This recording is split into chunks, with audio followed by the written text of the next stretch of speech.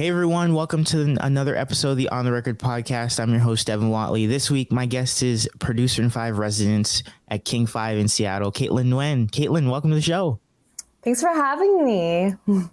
Of course. And for the listeners, we go way back. I knew you from your time at State. You were the writer in the DA and then you became editor-in-chief. So we've known each other for a long time. So again, good to see you again. Obviously, you're doing big things up there in Seattle in King 5. I mean, how's that experience just been like being a producer in residence there?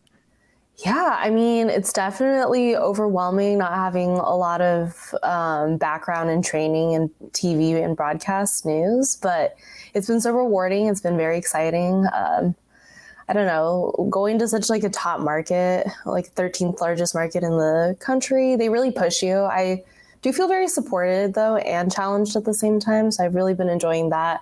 Also having no producer experience, even for the Daily Aztec live broadcast. I mainly anchored for that. So this has been a completely different side of things. And I have so much more respect for Jane and everyone who's ever like produced a show for the Daily Aztec, because, they had way less resources and they still managed to pull it off. But yeah, I'm humbled every day. I'm challenged every day. I love what I do more and more, though. That's for sure. Yeah. And how has it been like, obviously because with the DA and even let's go way before that. I mean, you were a, features writer and an EIC at the Collegian, right? And then, you go to the intern at the Lodi News Sentinel and then you come to the State. Being that you've been in that leadership role before, with the Collegian and then now, with the DA and then now you're in this bigger position as a producer where you never had any experience before. Do you feel like any of those prior positions kind of helped you in a sense? Because I feel like it would, right? It definitely did. I think learning how to multitask, learning how to adapt quickly, how to manage your time, to understand all these different moving pieces. I think being a leader in different spaces and at print publications, student publications, really created such a solid foundation for me to be prepared for this in terms of news judgment and, ability to take feedback and flexibility. It's definitely faster pace is what I found compared to student papers. But yeah, I would say those were really instrumental in preparing me for this. And I feel like they matched me well because I know that they told me that they weren't going to put just anybody as a producer in residence at King 5. They really wanted someone that would push, ask questions, not be afraid to be vocal, really seek out ways to better themselves. It is a very challenging station, and they expect such a high level of news and content and quality that, yeah, I'm very lucky. I'm surrounded by so many greats. So I feel very excited every day when I go to work. Yeah. And I know like a lot of people talk about like being in, when you're in college and you're trying to find a job in journalism right away. And that sort of kind of phase after graduation where you kind of go through a struggle because, obviously the field's kind of been thinning, especially with jobs, during COVID. And then now it comes back. At least for you, like knowing that like you had the time with the DA, then obviously you also had that job with KPBS and then now, moving to Tegna with King 5. Like, have you noticed any difference in like the environment in the newsrooms or do they all kind of share some similarity in a sense? That's a good question. I do think there are some differences. King 5 has a lot more resources is what I've noticed. A lot more team, a lot more people on different projects. So there's less pressure for each journalist to like know how to do a million, bajillion things at the same time. I do notice though from KPBS and right now at King 5, I have really great support systems. I do think that there's never this like culture of work before anything. They really value mental health. They really value the relationships we form with each other. And it's really about putting out the best content that we could create together rather than one or some of us getting ahead or, bettering just ourselves and our own self-interest. I really noticed that we all work towards a common goal everywhere at King 5 and at KPBS. I've noticed that, and I think it's really beneficial. Like, I'm still early on at King 5, but Tegna as a parent company has been really, really amazing. Like they offer 12 free sessions of free therapy to our producers and residents. They offer all these other ways of like help and support. Like I love my job. They pay for my public transportation. They like offer me a gym, and my work-life balance has really changed too. I think that's come with being a producer versus being a reporter. Mm-hmm. Like when you're done with your show, you're like off. Like I don't check emails, I don't check work messages, I don't check any of that when I'm off. And it's really been, I think, the biggest difference between college and now. Because, you know, when you're in college, you're hustling, you want that post-grad job, you're doing a million things. You're also trying to make sure you don't fail at your classes. But now it's really nice to just get to focus on being a producer, and then on the rest of my time, getting to be Catlan. One of the things I noticed before too was like that when I had my job at NBC and I was also working, you know, still at school and with the DA and stuff, was like I had all these other sort of things to deal with on the side. But then once I graduated, it kind of turned into this thing where like, oh, I have, you know, my 8-hour shift, and then that's that. Like I can just, you know, go home. I can go do whatever I want. I don't have to look at all these emails. I don't have to do anything else. So I feel like, and I don't know if you share the same sort of sentiment and feeling, is like that there's kind of a comfort in that, because it's like, okay, you know that like once you're in work, once you're in the building, like you give your 100% effort, but then outside of that, you can just be who you are, do whatever the heck you want. No, I find such comfort in that, because I think what most journalists, especially Gen Z journalists, lack these days is work-life balance, you know, because it's like the nature of wanting to succeed and like serve our communities. We always overwork ourselves. We always go the extra mile, but I really don't think that's sustainable. And I don't know. I'm very, very happy that I have found more peace and like work-life balance. Yeah, for sure. And like, I know we mentioned before about your time with the DA. I mean, you obviously had so many like moments going through being, you know, from a writer doing news and arts, and then now, you know, EIC and all of that experience that comes with it. Like, was there any sort of memorable moment that you kind of remember from your time with the DA? Oh, man. I don't know. That's a good question. There are a lot of moments that stand out to me. I do remember, I think that was when my character was tested the most, when I was a leader, and all of the things that I was doing. I do remember late night study sessions in the newsroom with people who aren't even related to journalism or the Daily Aztec, and I hold those moments very fondly. But yeah, I mean, it was just one of those things where I was really ambitious when I took over as editor-in-chief, and I had all these goals. But, you know, when you set out, you hope you can accomplish all of them, but you'll be proud if you accomplish even like 30% of them. But I don't know. I'm really proud of everything that my staff was able to accomplish, and I know that I left it better than I found it, and they're thriving, especially after that last year of COVID. I feel really good. I mean, there are memories there that I'll always cherish. I've like taken stress naps on the couch in my office, or I've confided with people. It was a special experience. I'm always going to support college papers. It's just, I don't know. I don't support sacrificing, I don't know, your entire life and mental health though for it. I will say that after being out of it for a while. Mm-hmm. Yeah. At least for me, like one of the things that I always take away from the DA was like that camaraderie between people, because it's like a lot of those people that you know, were friends with in the newspaper, you necessarily wouldn't have met them outside of that. So it was like, you know, kind of that shared bond between newspapers. And I feel like a lot of other college papers and across other universities, they share that too, is that shared sentiment of like knowing that you all have that same mindset, that same drive to get to the same goal, which is just putting out the best product, and like kind of have that little niche behind it being a college paper. But I think for me, that's one of the things that I'll kind of take away the most, was just like the camaraderie that we all shared. And then also just the fact that it was like so much fun, because we even like, you know, when we were doing the paper, it's like we all still had the same college classes because we were all in the same majors. We all had the same, you know, sorts of things. So it had that same, that we all were going through the same struggle, so to say. Yeah, I mean, like I said, hustle, hustle, hustle. And I think the Daily Aztec was invaluable in me getting my job post-graduation. Don't get me wrong, I learned a lot in my classes as well, but there's something really about doing it and the deadlines and the flexibility and the seeking out the stories, the reporting, just everything. I really think that was better. That's what led me to this postgrad job the most. And yeah, like you said, those ties are forever, you know. A lot of stuff happens when you work so closely for so long together all the time. It really tries a lot of relationships, and it can also show which ones are really able to, I can't say the saying right now, able to withstand the test of time. Yeah. Yeah, for sure.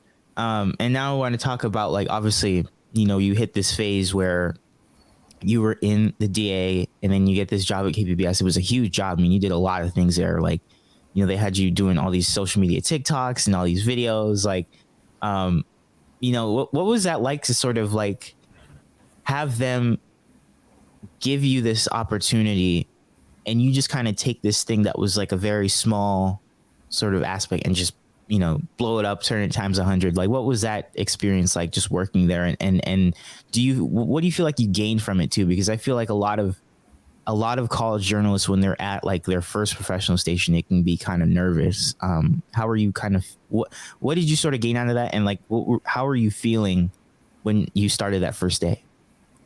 There's a lot of questions there. I gained so much. I also think that my time at KPBS was crucial to me getting this job and just like teaching me what I like love to do long term. They gave me so much freedom creatively, which is my favorite part. Like all of those different things, they let me pitch all these different type of ideas, and they had me study like other publications, TikToks, and say, you know, my boss Natalie at the time was like, bring back what you think would work for KPBS. And then when I did give her a list of pitches, she was like, okay, let's try it with this story. And we saw great success, and it was really cool to be one of, or the first person to be on camera for KPBS's social media solely. It was really fun.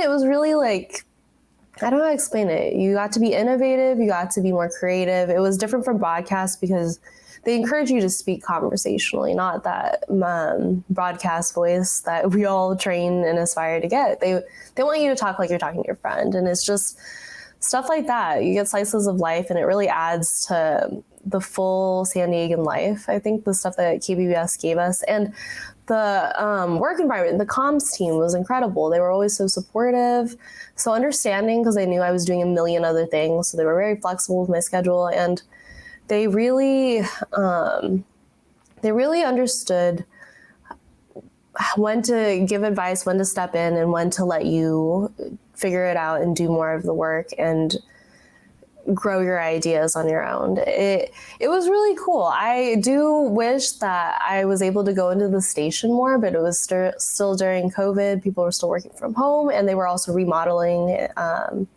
the building. But yeah, I'm really proud of all the work that I got to do there. I love editing videos. It's one of my favorite things to do ever. And it really made me realize that I wanted to do multimedia and broadcast news after that. You know, public media, KPBS is a public media station and King 5 is a private media station. So I've noticed a huge difference in the pace there. But I will always have such a huge soft spot in my heart for public media and like NPR and PBS because of KPBS. And yeah, I don't know. I'm always going to remember it fondly. There's something to be said. Public media is always going to be around and necessary. Yeah, and then you mentioned that that word, creativity and freedom. I mean, for you being a young journalist, right? I mean, what was it that must have felt like, you know, kind of just unlocking the door to potentials that you or the realms that you may not even knew that you had before, right? Yeah, I mean, you know, we're used to like write this lead and write the body and the inverted pyramid, but it was very much like, here, you know, it's a, what's it called? There's this free day at the museum. Go explore it and see what that experience is like for you. And it's very much like, or, you know, we got rid of the mask mandate. Break that down for people. How would they understand that the best? It's very much like thinking about the viewer first, thinking about especially Gen Z, the generation of Gen Z that and how they consume news. I do think most of us aren't watching TV news anymore or cable news. We're not reading and picking up papers as much as often. We're getting stuff from social media, and that's our our tipping off point, like where we're getting the majority of our news and our viewpoint and what shapes our perspectives. So I do think that, like most people will think, it's social media is just fun, you're an influencer, it's frivolous, we leave it to the young journalists. But it honestly is the future for journalism, and it has much more impact than people realize.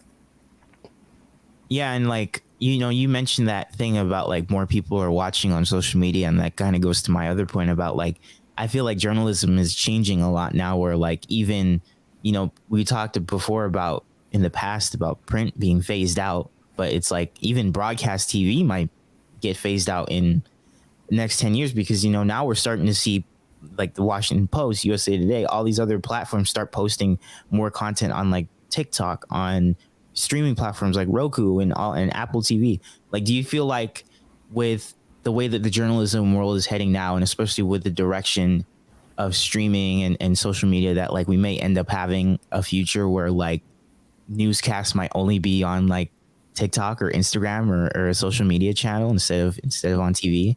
That's a good question. I don't know. Maybe one day. I do think that most stations would be wise to switch to like Roku and like streaming apps like that, so that way we keep it in that sense. I do think that's the way to keep TV news modern and all of that.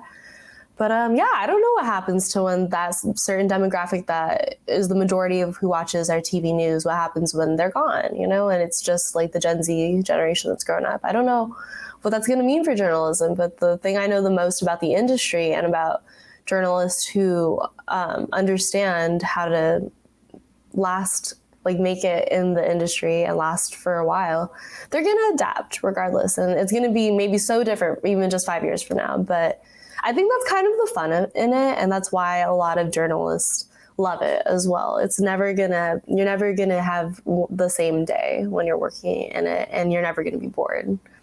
Yeah, certainly. And like, at least I feel like because at NBC, we're kind of transitioning into having what's called a fast channel, where we're streaming news 24/7 on Roku, but it's reruns of our old shows and reruns of specials that we may air later on, stuff like that. And so I feel like, at least in my opinion, that the direction we might see with news is you might see a more streaming driven or sort of even podcast driven news, where like people just sort of flock to that more. Because I feel like, at least, I don't know if you feel the same way, but like a lot of younger people like us Gen Zers, we're kind of heading in that direction. Like, we don't have time to watch TV, at 4, 5, and 6 and 11 every night. Like, a lot of us are just looking on our phones, on our computers. Do you feel like that audience is kind of trending in that direction, where it's just like we want to see our news on the platforms that we usually see it, not much on TV? Oh, I definitely think so. I think you could ask a majority of Gen Z and they would say, yeah, I get most of my news from Twitter when I'm scrolling different apps, or some subscribe to apps as well, news stations apps or publication apps. I don't know. I can't really tell you. It's gonna be tough for these legacy stations, but I think because they're legacy stations, they'll know how to adapt and switch over, because it is a huge difference working at KPBS in my role as social media assistant and then going to be a producer in residence at King 5. I've noticed a difference in our demographics and the way we cater stories, the way we choose stories, the pacing of things is different. But yeah, it's just really, it's exciting though. It's exciting to think about where we might be headed. Yeah, for sure. And now I want to talk about, like, obviously a lot of journalists face this a lot, and they're told this a lot by people, who are in the field already, is that like, you better be prepared to move. And you've moved quite a bit. I mean, you moved from, Stockton to San Diego, and now you're in Seattle. What's it been like just sort of moving from, San Diego, a place that you love and you called home for quite a bit, to Seattle, a whole new place in the Pacific Northwest, and this new job in King 5 and all that stuff? How's it been like sort of moving to these different places? Like, does that have an effect on you mentally as a journalist in a sense, or do you feel like it kind of improves you as you go on?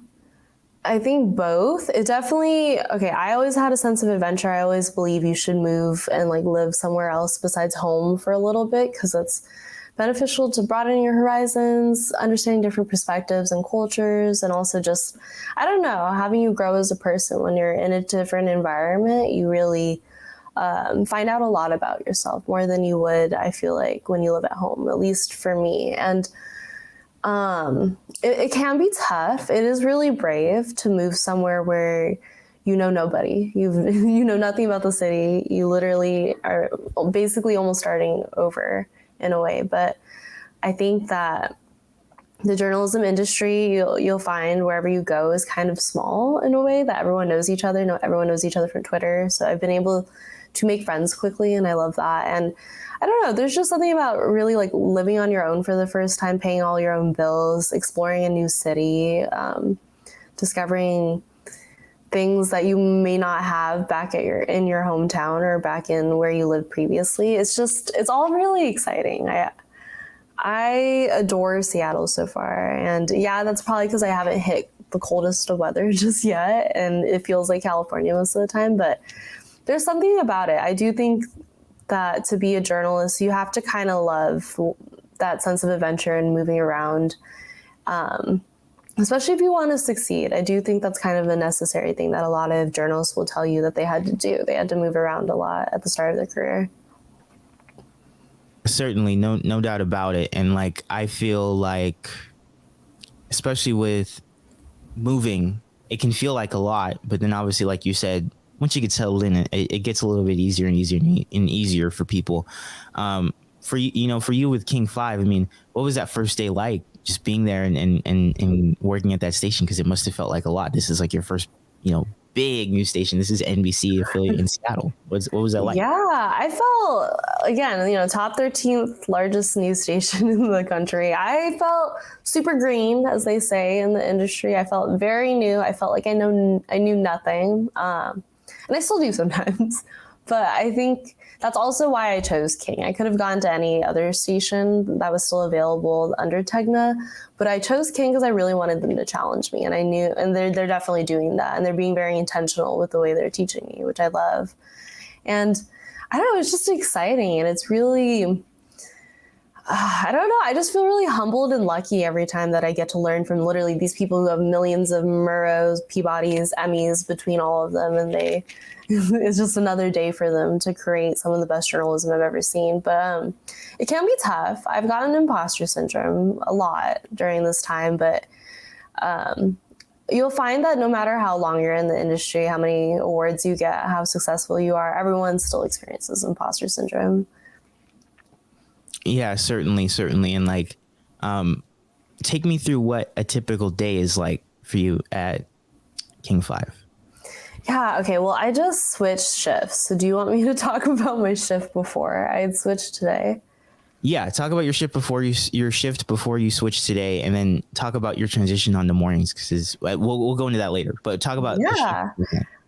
So when I started, they had me working night side. So that was 2:30 p.m. to 11 p.m. at my station. They had me primarily like learning how to write for broadcasts, how to make graphics, how to source video, how to stack shows.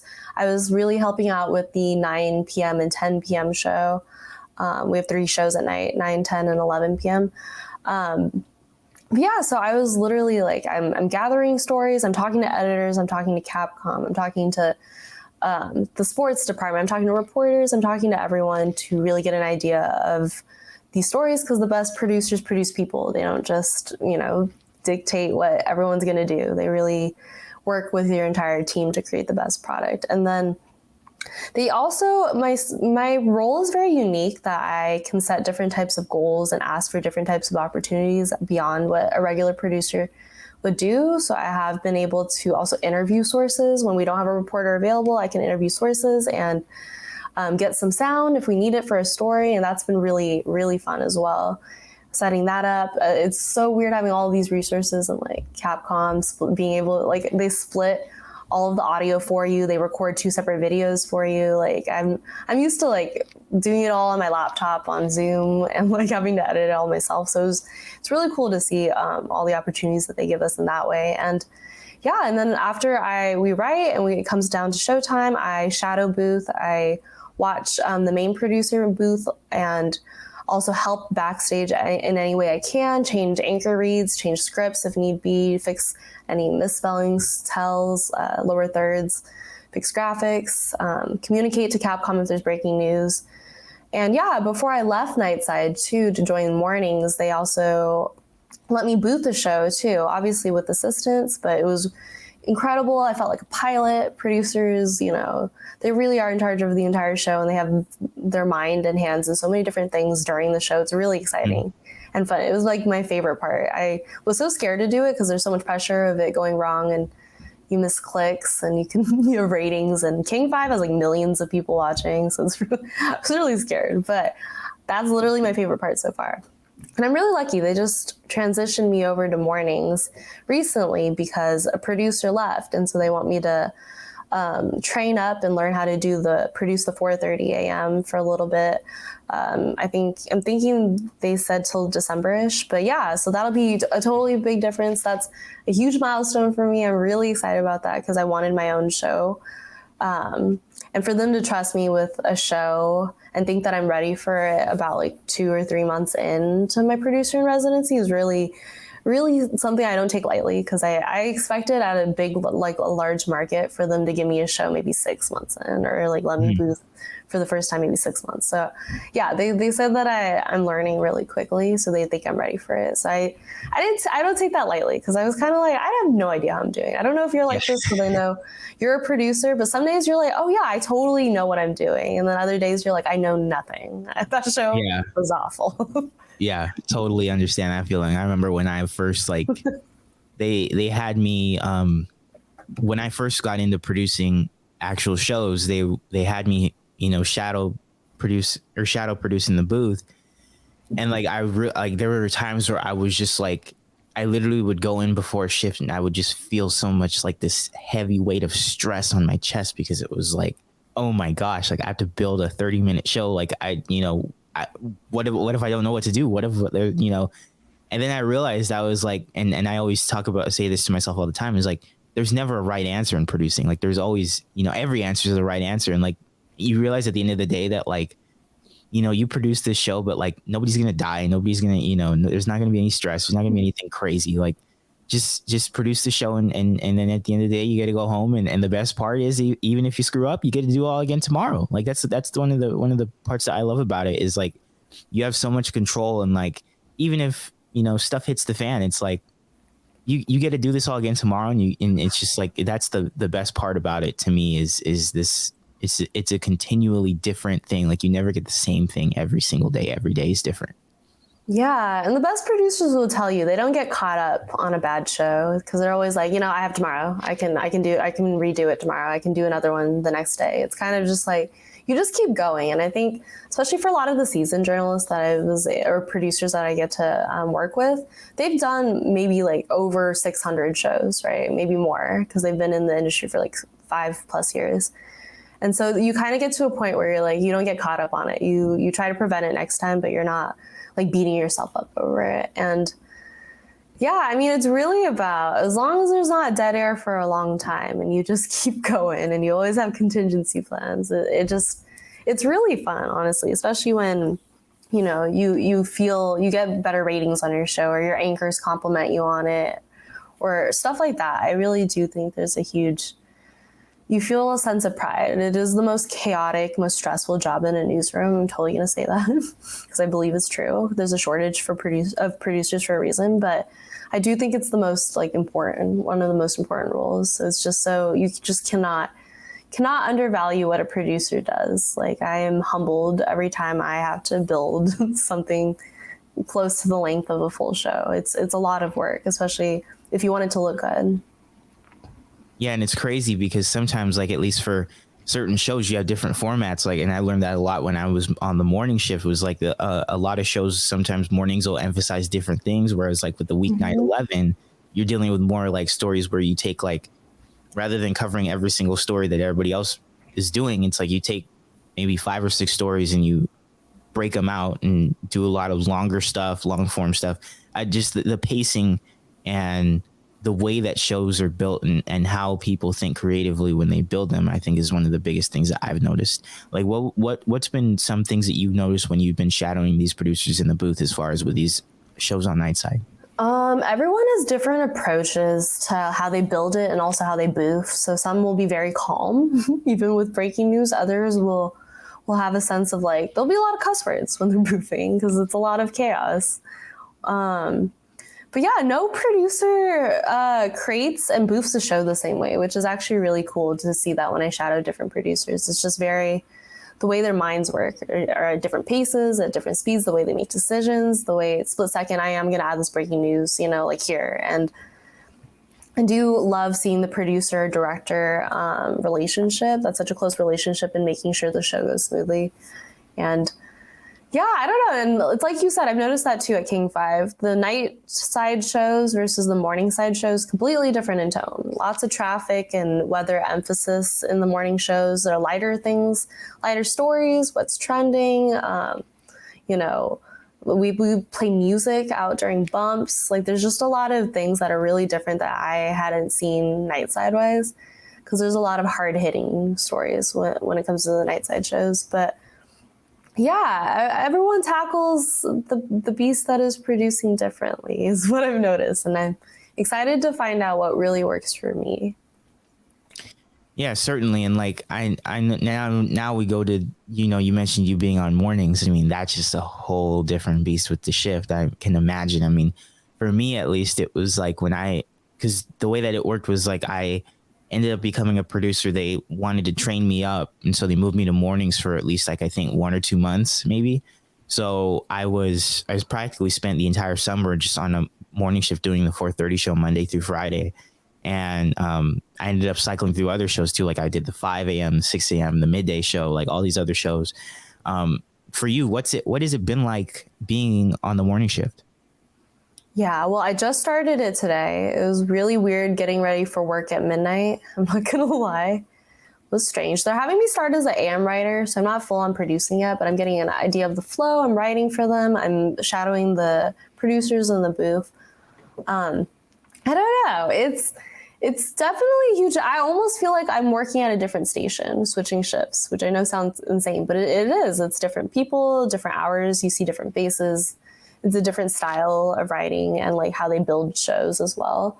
But I am really excited about it. I'm excited that this is where I get to start and this is where I get to produce my first show as well. So I'm very excited, looking forward, and I can't wait to make all the mistakes that come with making, and producing your first show. Yeah, and I feel like, at least for me, when I was on mornings, it almost felt like I was at like everything that I knew beforehand.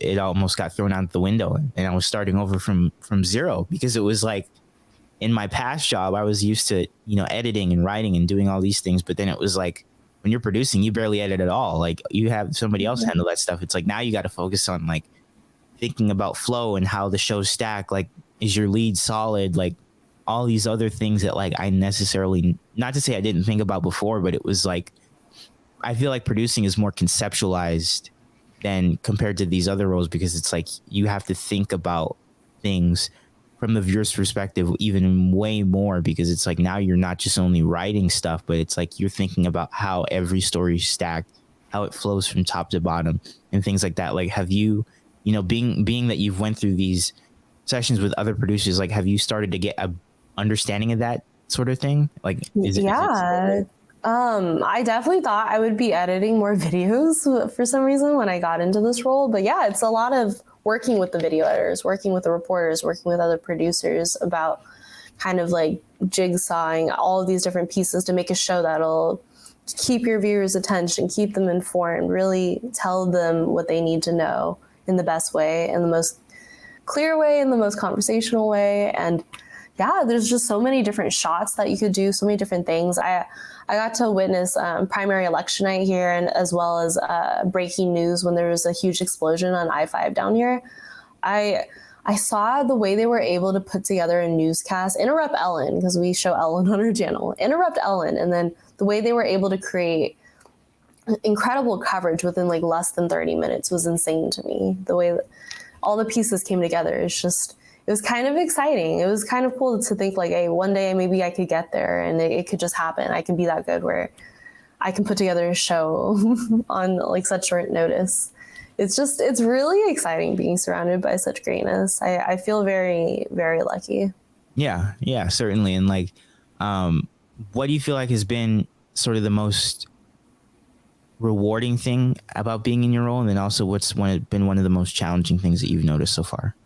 I think the most rewarding thing is the fact that I get to start at a large market right out of college. Most producers and journalists, they have to work their way through small markets and then build up to a station like King. I think I'm very lucky that I get to learn from the best, right? It was so early in my journey, so early in my career, and like learn the best way to do it and not pick up bad habits, if you will, from other stations. And I guess the most challenging part is the same thing. Like, I get to learn so early out of college. Like I just graduated this past May, but I'm so lucky and I'm learning so much. And like I said, not any bad habits, but it's also kind of hard thinking like, oh, do I deserve to be in this room filled with all these greats? I didn't quote unquote pay my dues. I didn't, build my way up and spend all these different years at different size markets before I got here. So it is a lot of grappling with, do I deserve this? But I've had talks with some of, the anchors and some of the people who've been there for decades. And they're like, sometimes I don't feel like I deserve this. Who's to say that you don't deserve this? Not every journalist needs to work at every small market to build their way up. But, it's different now. Like we want smart people. We want people who are young and fresh to bring something different to legacy stations. So it's just like, it's been a lot of like, I don't know, feeling like you have to prove yourself, but knowing that you're already at such a great station and you're there for a reason. It's hard. You need to like realize that, because I was having that talk with one of the editors before I moved to mornings. I was telling her, oh yeah, like maybe I'll be moved back from mornings if I get really good. If I'm good, they'll move me back to dayside or nightside. And I remember her telling me like, if you're at King 5, you're already good. And it was one of those things where I was like, wow, you're right. I didn't realize that because I feel like I'm so behind sometimes and hustling so much. Wow, what a story. If you're already at King 5, you're already good. Man, I wish I had that confidence right there, man. It's wow. Nice for her to say that. She meant that in the sweetest way. I was really, because, I don't go around thinking like I'm hot shit, you know what I mean? I go around knowing that like I know nothing compared to most of these people, and I like want to soak up everything, learn everything. But it is valid to recognize like, hey, I worked really hard to get here. I am here for a reason. Yeah, I always try and remind myself that, even like after winning my Emmy, because I'm like, I don't want to get too high on my shoulders, because it's like then I'll realize that like, I'll end up realizing that it'll affect my work and my work will go down. Like I don't want to get into that mindset. So I'm always thinking like, what's next for me? And that's pushing for a second one. So, that's kind of the thing is like, I try to always humble myself and make sure that I'm not like too high on my shoulders. Obviously recognize and celebrate the accomplishments and the people that you're around with, because everybody's just super, super, super special. I mean, there's nothing like that, but, obviously, in that sort of space, you want to stay humble and remember that. But obviously, with your time at King 5, I mean, and all these other stations, do you have a welcome to journalism moment that in mind? Because a lot of people talk about like with athletes, they're welcome to the pros, that sort of thing. For journalists, I feel like there's a welcome to journalism moment for everybody. What was your moment? Man, what a good question. When was my welcome to journalism moment? I think it's when I really started finding my footing and speaking up more in my newsroom and like in my editorial meetings. And like even so much, like one of the anchors like came up to me in person and was like, I forgot what you said in that meeting, but it was really smart. And I was like, we should be considering that. And it made me feel like, you're really doing well here. And that takes a lot for your on-air talent. Not to say that on-air talent can be thankless sometimes, but sometimes, producing is a thankless job. So to hear that felt very like, wow, my hard work's paying off. I do feel like I belong here more and more. And I do feel like I'm getting my footing. I'm not like totally drowning anymore. I really feel, I don't know. I I feel validated. And it's just one of those things, you know, when people ask me what I do and I tell them and they're like, wow, you're at King 5. You know, it's just, it's humbling because that's how I feel every day. Like, wow, I'm at King 5.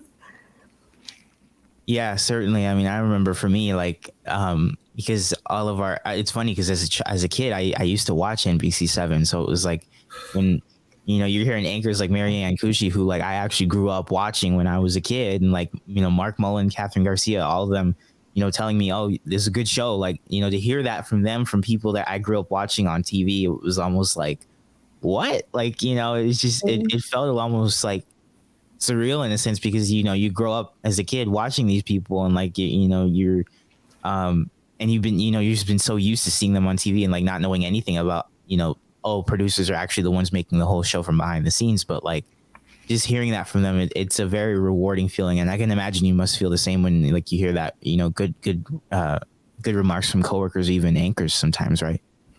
Yeah, and I mean, them also just giving me the opportunity to produce my own show also was insane for me. It really made me feel like, wow, I'm doing something right, and I need to keep working towards this goal, because this hard work is paying off. Because I don't know what it's like in your newsroom, but most of the time the feedback is to make you better. You're not getting a lot of positive feedback all the time, and if it is, it's just here and there. So it means a lot for them to trust me with the show this early on in my career. They really.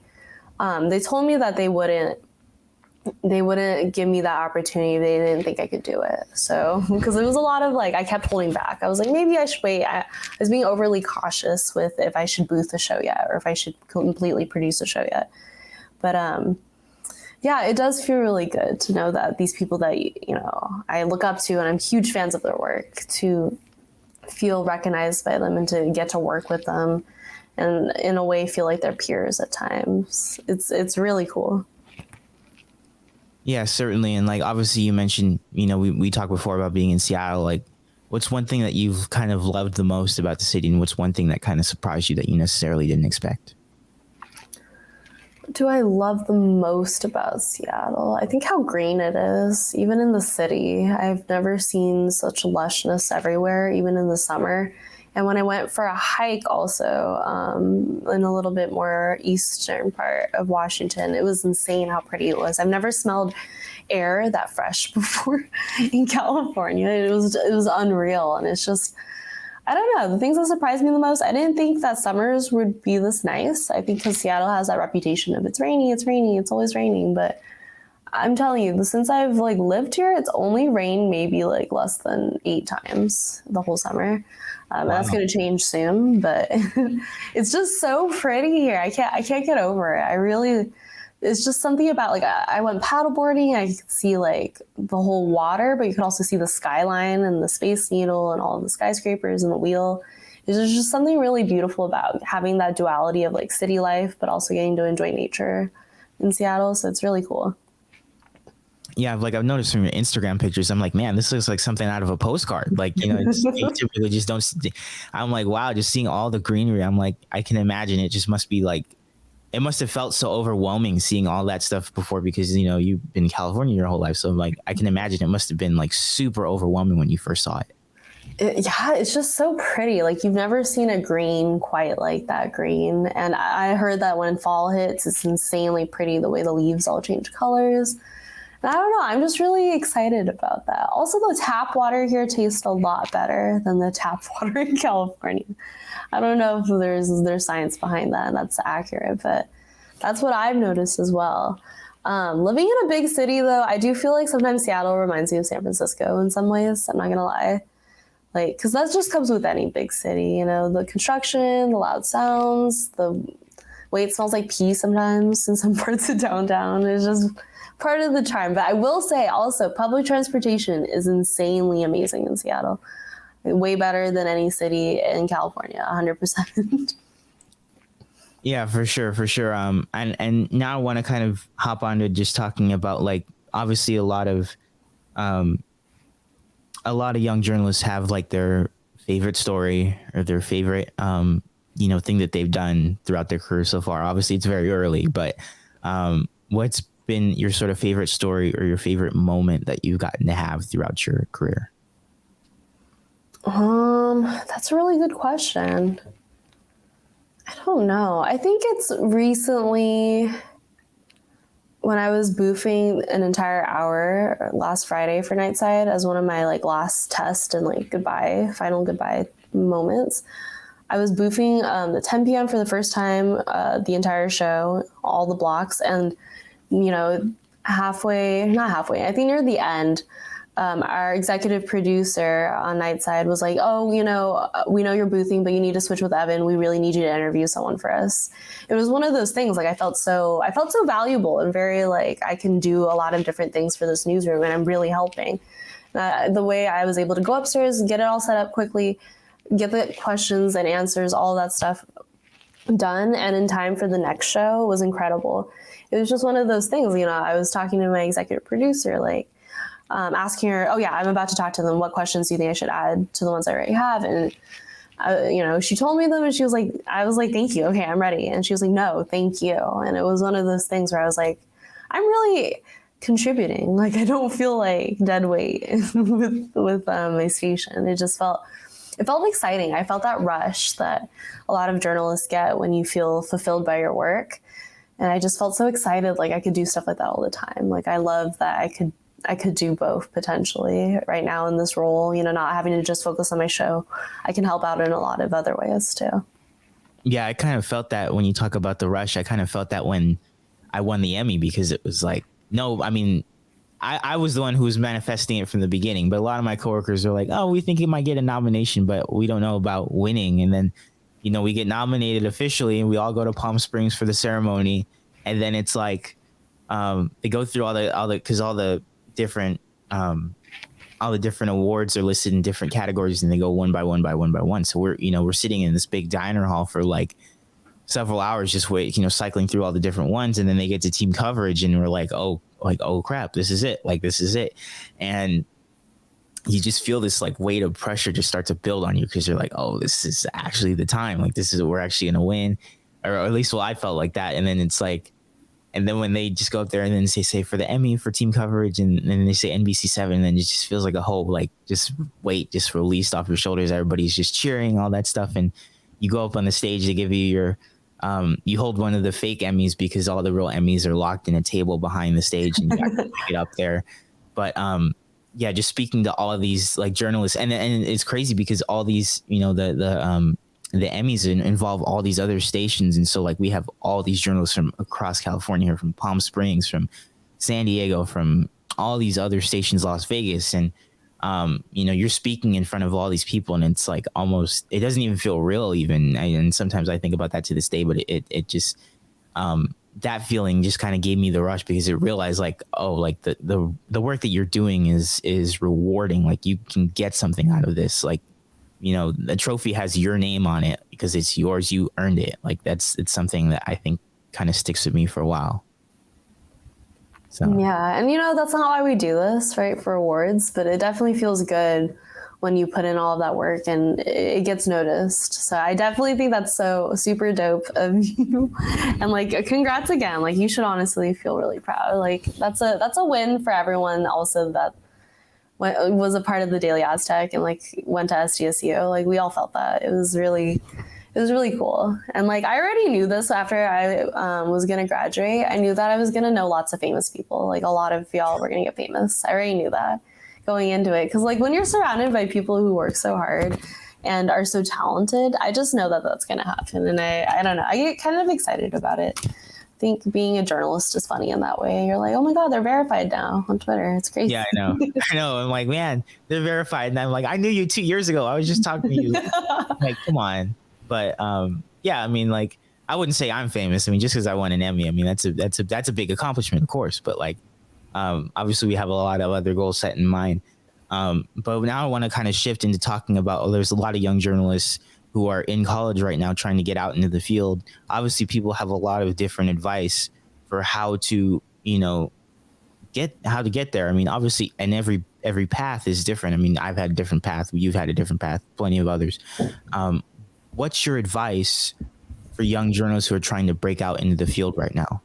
Yeah, that's a great question. Hold on, it's my mic falling. I'm gonna make sure it's not falling. I would basically say, no matter how many rejection emails or, completely being ghosted from jobs or internships you apply, you keep going, because every rejection that I have ever gotten has only led me to something better or greater or more suited for me. So you just need to keep trying. The most successful journalists, they will tell you they do not remember how many rejections they got because there were so many of them. You just have to really be persistent and know that what's meant for you will come to you, especially if you're working hard. The right job that will fulfill what you want will come your way. You just need to be patient. And also don't lose hope. And also don't get caught up on journalism Twitter, because sometimes, you're like, oh my God, they just announced that they got the job that I was applying for. Oh, I guess I'm rejected from it. It can get you in your head a little bit. I definitely think the biggest thing also is to never compare your success or your journey, your career with anyone else's, especially your peers, because again, you guys are all in different places and you're all going to succeed at different rates. And there's no one's better than the other. I really do think journalism is about serving our community at the end of the day, right? And so it's not really about one-upping someone else. It's about, did we all serve our communities the best that we could? And if you could say yes, then it just feels like, then that's the win, right? Versus I have more Emmys than another journalist. Like, that's not the win. Yeah, for sure. And like, just to kind of harp on that point was like, I feel like a lot of people can kind of sometimes think that like awards or, certain gratifications can lead to, or that is a measure of how successful they are in the field, which I feel like is false. Because for one, you could get all these awards, but if you don't love the job that you're doing, then what's the real point of it? Because at the end of the day, you got to love the job that you do. And I feel like as journalists, like that's a big thing, is like a lot of people want to avoid being stuck in a situation where they're ending up doing something that they don't love doing for a long time. And I feel like that's like the big thing is to enjoy, just to love what you do, of course. Mm-hmm. And like you said, don't get caught up on journalism Twitter, like unless it's that guy who's doing the impressions of what's his name, Leo Gonzalez or whatever his name is. Unless it's a guy doing the impressions, like that's the only thing you should be seeing from journalism Twitter, just because it's not worth it. It's not worth your time. And I think another thing I would say is like, of course, always, always, always ask questions. I think the biggest thing that people never do in college, especially, is they don't feel like asking questions because sometimes it can feel like a lot, or they just, they may feel too nervous to ask questions at all. And that was one of the things that like I always think about, is that like you have to ask questions because you never know where they're going to end up doing. Like if it wasn't for me asking questions with Jerry McCormick, I would not have gotten my job at NBC. If it wasn't for me asking questions about, if it wasn't for me asking questions with my news director about the future of me and this company and like, and what I want to do, I wouldn't have gotten that producing job at the end of the day. If it wasn't for me asking questions about how to get better as an editor, how to get better as a writer, like people would not be teaching you these things. People are not, because it's not like, and the thing is like everybody in journalism wants to help you. The thing is, you have to be proactive in making that step to reach out to us, because of course we're always doing our own thing. So I feel like to me the biggest things would be to ask questions, always stay humble, and always set high goals for yourself, because one, in this field you can achieve whatever you want to be as long as you have that mindset, that drive, that dedication to reach that. Yeah, I would totally agree. I think me asking questions and never being afraid of being annoying has gotten me really far. And it's one of those things you never want to be, sometimes you're your biggest critic as well. So stop hearing I don't know if I could, I don't know if I'm qualified for that. I don't know if I should apply to that. Just apply to it. Honestly, you'll be more surprised the way that the right work environment, the right boss, the right team sees potential in you. You'll be surprised at how much that helps you grow, having seeing what other people see in you. Yep, certainly about that. And now I want to kind of ask a couple fun questions. If you were to have any other job in journalism other than being a producer, what would it be and why? That's a great question.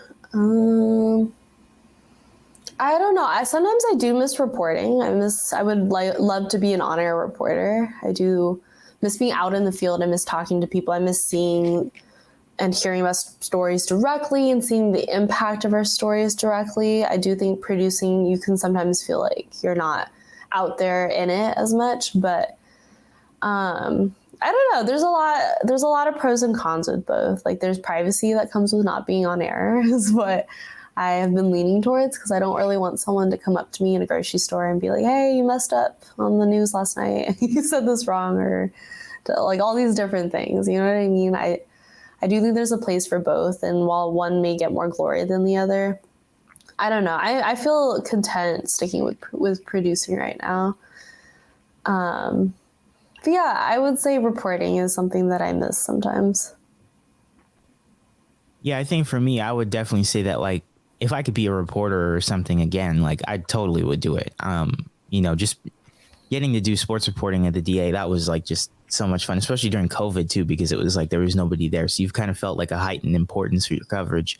At least for me, I feel like producing is kind of I feel like it's reporting in a different way, because it's like you're not necessarily the reporter, but you're more like the setup person. Like you're the main glue to the engine that drives this whole show. Like all the reporters depend on you to get their stuff in. All the anchors depend on you to write the stuff for them. But yet you also depend on the reporters to do their job well, and the anchors to do their job well too. And then also the directors, So I feel like there's kind of an interchange between all these different roles and how they play with each other, because it's not just one person. It's not just one position that necessarily fuels your show to success. It's everybody from writers, exactly, all that stuff. It's a team driven effort. It's really funny because I always think of it, even when I was on the student paper with the Daily Aztec, it was one giant group project, right? And now that I work in broadcast news and we're putting out shows, like multiple shows, I don't even know. King has a lot per day, like almost, I want to say like over 12 shows or something like that every day. But it's one of those things you're like, this is a giant group project. Like we all have stake in this. We all contribute to it. We all are crucial to making it happen. And it's kind of exciting. I feel like if you don't like group projects, you maybe shouldn't be in journalism, but you'll find that when you land at the right station, you're not bogged down by like, how most group projects have that one person that doesn't want to do anything. Most good stations and publications don't have that. Everyone's like really good at what they do. Yeah. And like now, if you were to have any job outside of journalism, what would it be and why? I know you liked sustainability back in the day. So yeah, if you were to have any other job outside of journalism, what would it be and why? That sustainability background really comes out a lot when I'm working as a producer. I choose stories a little bit more often like that and want to pitch different things like that. But I don't know. That's a good question. I love news so much, but I do think that if I would choose another job outside of it, it'd be something that's low stress. Like a paddleboard instructor really comes to mind. I think that'd be so relaxing. What else? Working in like a bakery sounds really fun to me, or like a floral shop. Almost anything that you could think of as like the main protagonist of some Mamma Mia-esque movie. I really would be like, oh my God, I'd love that. Because I do think that as much as I love the rush, journalism can be really stressful and cause a lot of burnout. It can feel so intense and feel so immediate. So it would be nice to have one of those jobs that felt very, I don't know, it'll happen when it happens. There's no need to stress, like one of those jobs. Yeah, I agree. I feel like burnout is something that I think people sometimes don't even know that they're in, because it's like, it's just so used to doing the 5 days a week, 8-hour shifts. And you kind of get stuck in that sort of phase where like you realize you're burned out, but you don't know it because you may not see it. So I feel like, at least for me, I think, again, it kind of goes back to that point of making sure that you're taking care of yourself at the end of the day, mental health and work-life balance, and just making sure that like you spend dedicated time, whether that's before work, after work, or during your off days, to really spend time to yourself, taking care of yourself. Because at the end of the day, that's like the biggest thing for everyone, is that we all take care of each other. And at least for me, as far as the job that I would pick, I don't really know. If I could podcast full time, I would do that in a heartbeat. But maybe a basketball coach or something. Because as a kid, I used to love coaching. So that was like, I used to always want to coach because I would always be like knowing the game and stuff like that. So I guess maybe being a basketball coach or a soccer coach or something, that would kind of be my sort of niche. But again, that's kind of a high stress job because you got to deal with games and all that stuff. So I don't know. It's like, it's hard to find. I feel like it's hard to find a low stress job nowadays because every job's kind of stressful, right? I think so too. I think it'd be one of those things if you were almost like self-employed or like recreation and tourism management. I feel like that'd be lower stress. I could be wrong. Maybe because I picture it just seems like being on vacation the whole time, but I'm sure it's not. But yeah, with any job comes any type of stress. It's really about knowing. I feel like it's about unlinking your identity with your job. Like, don't get me wrong, I love knowing that I'm King 5, I'm a producer. You know, that's I'm very proud of that. But it's also like, I know that beyond that, the things that make me Catlan and myself are so much more. You know, like they're my favorite songs, my favorite foods. It's the way I laugh. It's the way, you know, I joke with people. It's stuff like that. I do think that that's important to remember in such a work-centered, work-focused like community. Like, we're a lot more than our work and our job and what we produce. Of course, that's a fantastic statement. I mean, I'm not going to say anything else because I honestly, felt like it was really good. Any last words to the listeners, Catlan? Don't take yourself too seriously. Always find levity in every moment, and always reach out to people. Build a support group in any space that you're at. I do think that's really important because, I don't know, we need people more than we're willing to admit sometimes, even if it's just to complain about something for a second. I do think, don't be afraid. Don't think that you have to handle all those things by yourself. Yeah, I think one thing I would say to people is like, it's okay to be fearless, you know, because like, especially in journalism field too, because like when you're dealing with all these stressors and all these things, just keep a cool head. Because at the end of the day, you know, you still got your life. It's not gonna, you know, this is not who you are. This is not your identity. It's not gonna. You don't get caught up in it. So that's what I would say at the end of the day is like, just let loose, chill out. Like, this journalism is journalism and you love it, but don't tie it with your ego. Don't tie it with your identity, because that's how, you know, that's how you let, say, a firing or something like that end up crumbling into your personal life. And nobody wants that. Yeah, no, I totally agree. Relentless optimism is kind of like a cornerstone of keeping my inner peace lately.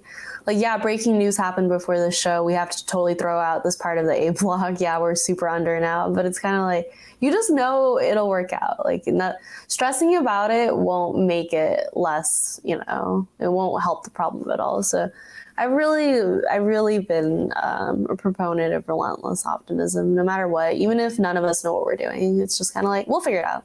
It'll all be good. Yeah, it'll all be good. That's right. Listeners, you can follow Catlan on Twitter at Catlan Nguyen. Catlan, thanks for coming on the show. Thanks for having me, Devin. Oh, yeah, this was so fun.